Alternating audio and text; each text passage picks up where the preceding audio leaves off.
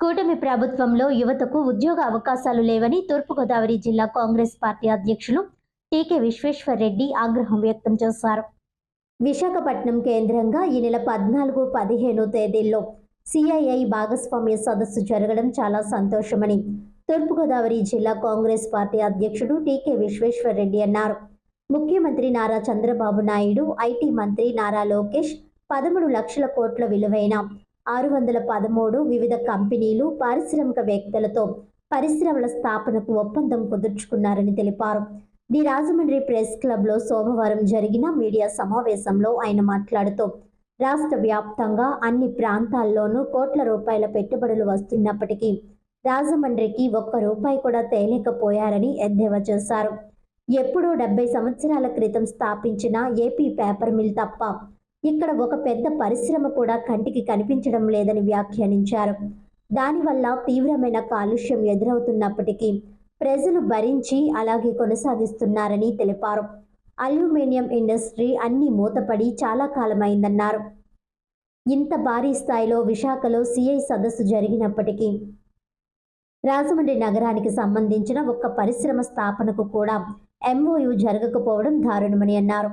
ఇక్కడ కూటమి నాయకులు ఎంతసేపు ఇసుక ర్యాంపులు, గ్రావెల్, మట్టి తరలింపు, డబ్బులు సంపాదన, సెటిల్మెంట్లతోనే కాలం గడుపుతున్నారని ఆరోపించారు.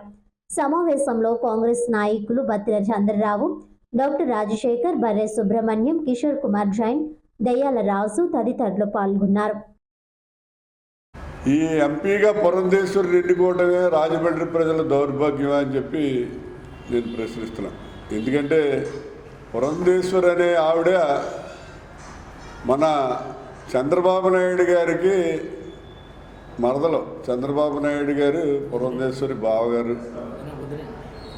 అలాగే లోకేష్ పురంధేశ్వరి గారి కొడుకు, చెల్లెలు కొడుకైనా అక్క కొడుకైనా కొడుకే. వీళ్ళిద్దరూ ఉన్నారు.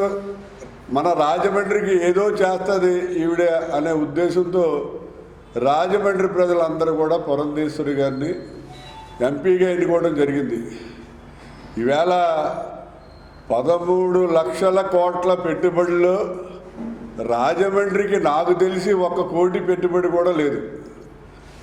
613 ఒప్పందాల్లో రాజమండ్రికి 1 ఒప్పందం కూడా లేదు. అంటే రాజమండ్రి ప్రజలు మరి ఏ రకంగా కనిపిస్తున్నారో వీళ్ళకి నేనైతే అర్థం కావట్లేదు.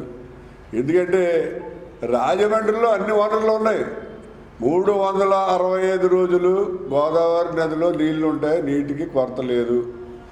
అలాగే బ్రహ్మాండమైన ఎయిర్పోర్ట్ ఉంది, రాజమండ్రి చక్కటి రైల్వే స్టేషన్ ఉంది. అలాగే ఒక 70 కిలోమీటర్లో మనకి కాకినాడ ఓడలరీ ఉంది. మెట్ట ప్రాంతం మనకు కావాల్సినంత మెట్ట ప్రాంతం ఉంది ఇండస్ట్రీలు పెట్టడానికి. అన్ని విధాలుగాను మనకి అనుకూలమైన పరిస్థితులు ఉన్నాయి. ఒక ఇండస్ట్రీ పెట్టాలన్నా, ఒక ఏదైనా పబ్లిక్ సెక్టర్ ఏదైనా పెట్టాలన్నా సరే అనుకూలమైన పరిస్థితి ఉంది. అన్నీ ఉన్నాయి. అల్లుడి నోట్లో శని అన్నట్టు మనకి ఈ శని ఎవరో తెలియట్లేదు. పూర్వం ఒక 70 సంవత్సరాల క్రితం పేపర్ మిల్ పెట్టారు. ఆ పేపర్ మిల్ ఉంది. హార్లిక్స్ ఫ్యాక్టరీ కూడా పెట్టాడు 40-50 సంవత్సరాల క్రితం. హార్లిక్స్ ఫ్యాక్టరీ కూడా చెప్తాడు ఎప్పుడు కూడా, నేను హర్యానా వెళ్ళిపోతానని మాటకి అతను హర్యానా వెళ్ళిపోవడానికి ప్రయత్నం చేస్తాడు.